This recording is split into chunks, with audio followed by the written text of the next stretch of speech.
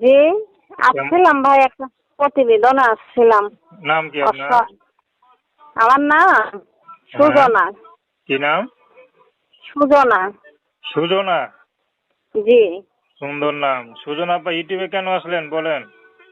এইটুকু আসছি ভাইয়া, অনেক কষ্ট আছে, বাবা নাই, মা আছে, একটা বোন আছে, অসহা। আচ্ছা, এই মা আছে, কান্না। বোন আছে, বাবা নাই? না না, বাবা মারা গেছে। কি করেন আপনি? কি করবো, ওই বাসাতে কাজ করি। বিয়ে শাদী হয়েছে? না না, বিয়ে শাদী হয় নাই। তো বিয়ে শাদী হয় নাই, বাসা বাড়িতে কাজ করেন, এটা জানলে কেউ বিয়ে করবে? যাদের মন চাবে, অসহায় এতিম, তারা করবে।